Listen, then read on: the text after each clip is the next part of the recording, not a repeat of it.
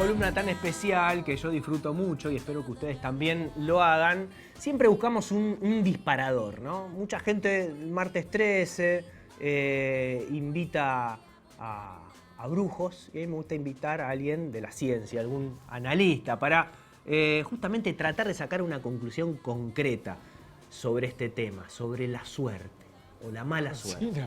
Muchos recordarán una película de Woody Allen que se llama Match Point, que tiene una escena que nos permite entrar de una manera muy interesante y por la puerta principal a lo que vamos a charlar en instantes nada más. Mira. El hombre que dijo prefiero la suerte que la bondad vio la vida a profundidad. A la gente le da miedo saber qué gran parte de su vida depende de la suerte. Da miedo saber cuántas cosas tenemos fuera de control. Hay veces que en un partido la bola cae en lo alto de la red y durante una fracción de segundo puede caer de un lado o de otro. Con un poco de suerte pasa la red y ganas. O cae de tu lado y pierdes. Le damos la bienvenida al doctor Chinaski. China, ¿cómo estás? Gracias por venir. Gracias, Nacho. Un placer tenerte. Y cuando la pelota está ahí, ¿de qué depende? ¿De la suerte? ¿Existe? ¿No existe? En un día como hoy, ¿no? Un martes 13, que muchos a veces se quedan en la casa, no salen. Otro, como Diego Lobardi, se casa. Desconfiando, ¿no? Y bueno, viste que nadie cree del todo en la mala suerte. Con las creencias siempre sucede eso, ¿no? De que siempre creemos y no creemos, ¿no? Siempre es una particularidad de la creencia, ¿no? Entonces, viste, todo el mundo dice, no, yo no creo, pero... El pero. Por la duda. ¿No? O a veces, para sostener la creencia, se la adjudica a un tercero que puede ser un tercero abstracto. ¿Cómo ¿no? sería eso? Se dice que no hay que casarse, martes 13, entonces hoy seguramente no se casó nadie. Sí, sí. Es como que alguien cree por... Bueno, con Papá Noel pasa mucho, ¿no? Claro. Nadie cree, pero siempre estamos endilgando la creencia a otro y estamos en ese juego pasándonos la creencia donde nadie cree, pero... Festejamos la Navidad por los chicos, se dice, los chicos creen. Los chicos muchas veces... Saben cómo viene la jugada. No, claro, pero quieren recibir los regalos y además no quieren... arruinarle la creencia a los padres en la inocencia eterna de los niños, entonces sí. Hacen como que creen. Y... Hay algo interesante de lo que decís, que es que cuando uno no cree, deja una puerta abierta para que eso se retroalimente. Y siempre uno cree y deja una puerta abierta, es como un amigo cuando te dice creo que voy a ir. Está diciendo también que no. Está diciendo que creo que no voy a ir. Siempre deja una puerta abierta. Pero sin duda que existe la suerte. Eso es innegable. En el sentido de... yo no sé qué es la suerte, por supuesto, pero entiendo que hablamos de azar para referirnos a todo aquello que escapa a nuestro cálculo. Aquello que escapa al cálculo. Y por lo tanto va cambiando con los años. Porque hay cosas que eran azarosas hace 300 años y con el avance de la ciencia hoy ya no lo son. Claro, exactamente, como predecir una lluvia, ¿no? Exactamente, claro. Hoy con la tecnología uno lo puede advertir y antes a lo mejor no sucedía. Y después hay frases como que a la suerte hay que acompañarla, ¿no? A la suerte, no, es importante la suerte, pero para tenerla hay que acompañarla, ¿viste? Y vos decís, como si fuera un perro, ¿cómo la llevo de una correa la suerte? ¿Qué es acompañar una suerte? Sí, hay que ayudarla. Sí. Vos sabés que Freud, vos decías que trajiste un hombre de ciencia, ¿no? Te agradezco. Vos sabés que Freud, que era un abanderado del racionalismo, era también una persona sumamente supersticiosa. ¿Ah, sí? Sí. Y hay episodios cómicos y hasta ridículos en las biografías de Freud. Él, por ejemplo, Freud estaba persuadido de que su fecha de muerte estaba fijada en 1907. Ah, mira. Entonces Freud se apuraba a publicar. Se basaba en un cálculo numérico de un amigo delirante que él tenía. Y después hay un episodio muy cómico, creo que es de 1882, una carta que le envía Freud a la novia, después resulta que tenían un anillo de compromiso con una perla engarzada. Y a Freud se le rompe el anillo estando de viaje y le escribe furioso una carta a su chica, a su novia, diciéndole qué estaba haciendo tal día, a tal hora. Dice, quizá haya sentido un fastidio mayor por mí del habitual, o quizá hayas, y no sé si le desliza, si le sugiero, le insinúa la posibilidad de los cuernos. Mira. Entonces Freud dice que las tendencias supersticiosas son tendencias inconscientes, desconocidas, proyectadas. Explícamelo de nuevo.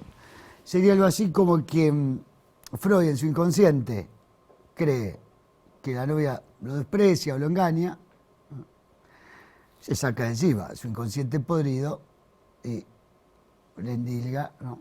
Por eso Freud decía, él sabía que era supersticioso, y decía, yo someto mi superstición al análisis para protegerme de ella.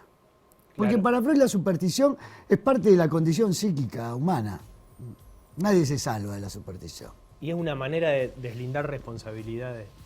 Es una manera de deslindar responsabilidades porque, como te decía, lo verdaderamente insoportable es lo que escapa al cálculo. Lacan, un psicoanalista francés, que utiliza dos categorías del azar. Esto es más para una clase en la facultad que para un programa de tele. Yo te lo cuento así, por arriba. O sea, es que, perdón, mientras estás charlando, vemos imágenes, claro, en el fútbol, las cábalas o la suerte es algo terrible y aparecen figuras como la de Bilardo, campeón del mundo, que si no hacía determinada cosa, quedaba condicionado a su propia cábala. O sea, era preso, un tipo campeón del mundo, preso de su cábala, que si no lo hacía, se transformaba en alguien inseguro, ¿no? Claro, y que él estaba convencido, Bilardo, de que si ponía la misma canción antes de cada partido. Porque a veces es difícil de soportar la propia potencia deseante, el equipo ese que tenía, que se iba a llevar puesto a los ingleses y a todo lo que se le pusieran adelante. A veces es difícil soportar la propia potencia deseante, y entonces es por la canción de Valeria Lynch que ponían adelante antes de... Ahora, eso me parece muy interesante. Sacarse la responsabilidad incluso hasta de lo positivo. Claro, claro. Te decía, en el caso de Freud, él se sacaba sus tendencias hostiles, inconscientes, ¿no? Entonces la molesta a la novia con esa carta. Pero a veces también la potencia deseante, ¿no? O, por ejemplo, una novia, yo tenía hace un tiempo, cuando estaba buscando casa para comprar una casa, y de pronto me cuenta que encontró una en la que encontró un objeto abandonado, que era un objeto muy preciado para ella, para otro no, por ahí, pero para ella sí, porque era, entre otras cosas, su herramienta de trabajo. Y yo así que agarré y la señé porque era una señal. Mira. ¿Viste? A veces es más fácil decir, claro, me la eligió Dios. Sí, y no la elegí yo porque me gustó. La elegí yo porque era esa, y justo además había ese objeto claro, simpático, ¿no? Es más fácil a veces, sí, ¿no? Adjudicarle. En el caso de ella no era el Dios de los católicos, porque ella no se autopercibe católica, pero toda idea que niegue el azar, es decir, aquello que escapa del cálculo, porque el azar en definitiva es que en un punto nadie sabe. Entonces todo discurso que niegue el azar es religioso.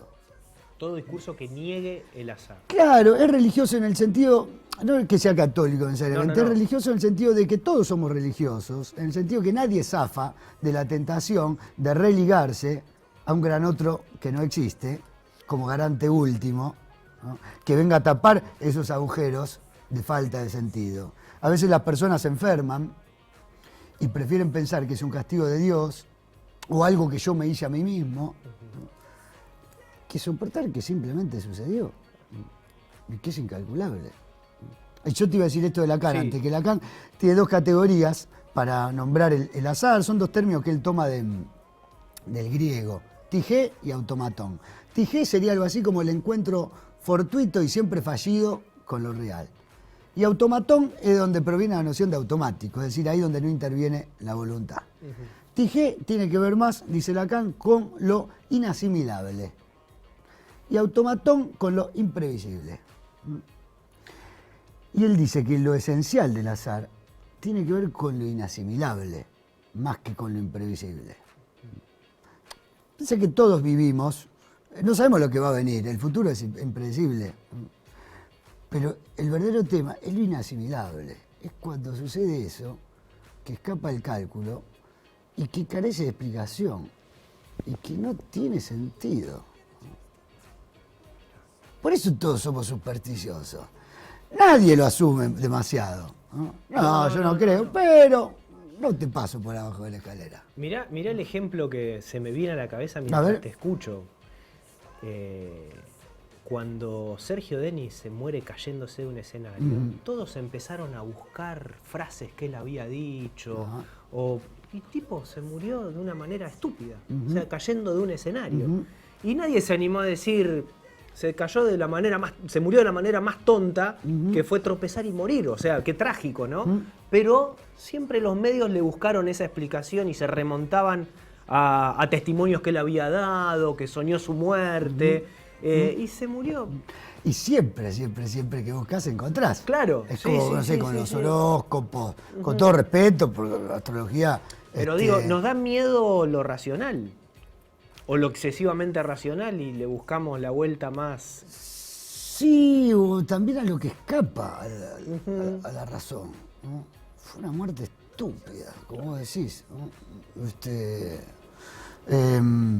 Sí, siempre también está la intervención de lo humano en juego, pero siempre tenemos una relación tragicómica con el azar, los seres humanos, en el sentido de que ahí donde está nuestra responsabilidad, indudablemente, muchas veces buscamos explicaciones, ¿no?, por la vía de la suerte, del azar, ¿no?, de esa terceridad siempre un poco... De sacarnos la responsabilidad. De sacarnos la responsabilidad. Y a veces cuando efectivamente es algo que escapa a nuestro cálculo y a nuestra voluntad, es decir, cuando realmente nos topamos con una obra indiscutible del azar, muchas veces insistimos que es responsabilidad nuestra, ¿no? Hay un psicoanalista que dice que confundimos la impotencia con la imposibilidad. Es decir, cuando nos topamos con lo imposible, porque a veces te topás con algo que está fuera de tu alcance, de tus condiciones, de tus posibilidades, etc. Muchas veces nos gusta pensar que tenemos que poder, ¿no?, que es un problema nuestro y que tenemos que poder, y a veces nos entregamos a riesgos temerarios y ridículos. Y otras veces, cuando realmente se trata de tu impericia, de tu impotencia, de tu falta de onda, de tu falta de inteligencia o de paciencia para encontrarle la vuelta a las cosas, nos gusta gritar como... Sí.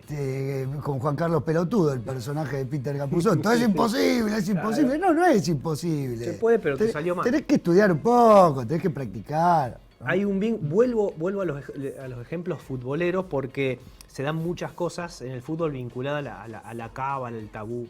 El otro día me pasó, voy a la gomería, y me pasa acá con amigos míos del control, que son así también. Y le digo al gomero, che, estamos bien en la Sudamericana. No hablé. No hablé. Digo, pero ¿cómo no? No, déjalo así como está, no hablé. Y te digo, si una vez que andamos bien en algo, no lo podemos. No es que somos hinchas del Liverpool, del Manchester, que andan siempre bien. Uno es hincha de Newell y son contadas las situaciones, entonces. ¿Qué pasa con lo bueno que no lo podemos hablar por miedo a quemarlo, ¿no? Por miedo. Y acá está Tato en el control ahora, que me debe querer matar. Hincha de Newell también. Que yo le digo, quédate tranquilo, va a andar bien. Y después me castigan a mí por haber hablado. Ese es un clásico. Y es horrible esa ley. Pero nos privamos de lo bueno. Exactamente, porque muchas veces esas leyes locas, ley, no sé, esas ocurrencias locas que se arman, ¿no? De que si decís una alegría, sí, ¿no? Bueno, a veces con los embarazos también. Bueno, también, ahí está. No lo contés. Una vez que tengo una alegría para compartir. No, pero lo contás. Con lo importante que es tener con quién compartir las razones de la alegría. Claro. Esa es otra cosa que dice Lacan por ahí. Él dice, siempre fui un tipo feliz, alegre hasta como un niño. Dice, tengo una sola tristeza, la de tener cada vez menos con quién compartir las razones de mi alegría. Mira. Porque no te dejan. Una vez que tenés una alegría no la puedes compartir porque la quemás. Entonces tenés que cerrar el pico y solo puedes hablar de Newell cuando anda mal. Entonces, claro, ¿no? Claro, exacto. Sí. Son jodidas esas. Pero qué mecanismo raro que se inventó ahí el ser humano para no transmitir Sí, su felicidad, ¿no? Como es, no la quemes, no la Claro. querés, te dicen, ¿no? Sí, sí, Entonces sí. las alegrías hay que callarlas. Y a veces las alegrías necesitan mucho del relato, del festejo, para crecer, para afirmarse, ¿no? Para que no se desvanezcan en el Sí. aire. Sí, sí, sí, sí, sí. Me quedo con esto que decías anteriormente, ¿no? Que a veces lo bueno lo desligamos y méritos personales los dejamos Eso yo producto del lo azar. entendí temprano en el consultorio con uno de los primeros pacientes, incluso, que tuve hace Sí. muchos años. Él había tenido un accidente terrible, atroz, en motito, y claramente no era negligencia de él. Él iba con onda verde, un poquito rápido, por una calle rápida, por él conocida, volviendo a su casa del trabajo, un poco apurado, la mujer estaba por dar a luz. Por esos días estaban con el señor, quería llegar rápido a casa. Y se le pasó un patrullero en rojo, rapidísimo, y lo levantó por los aires. Y él se mortificaba con que, ¿cómo no lo vio? Era imposible haberlo visto, no en su relato. Pero después lo interesante era que el tipo contaba cagadas que se mandaba él, con el hijo, con la mujer en la casa, y eran cosas que tienen que ver con la providencia, ¿no? Pero esa se la atribuyó. Claro. Qué loco. Entonces, por un lado, ¿viste? Eso ya lo dice también otro psicoanalista de Germán García. Dice, a todos nos gusta creernos libres, autónomos, independientes e indeterminados cuando andamos por la vida y haciendo compras en el shopping. Ahora después, cuando nos agarra una enfermedad, empezamos a buscar causalidades, ¿no? Discursos, terceridades, divinidades que expliquen, ¿no? Por último, y vuelvo al principio, la suerte entonces es algo que evidentemente está fuera de cálculo y no lo podemos explicar. Creo que a eso le llamamos suerte, a que la suerte juega con cartas sin marcar, ¿viste? Que dice Andrés, dice Calamaro, en una canción, dice no me siento bien, y claro, cuando no estás en la buena y si la suerte juega con las cartas sin marcar. Pero si aprendiéramos a soportar, a vivir sin esa falsa garantía que tiene que estar siempre dándole explicación a todos, si aprendiéramos a soportar la vida sin esa falsa garantía que los psicoanalistas llamamos el gran otro, yo le diría al personaje de Calamaro que se va a empezar a sentir mejor. Muchas gracias, China. Nos vamos a una pausa brevísima y ya estamos de vuelta.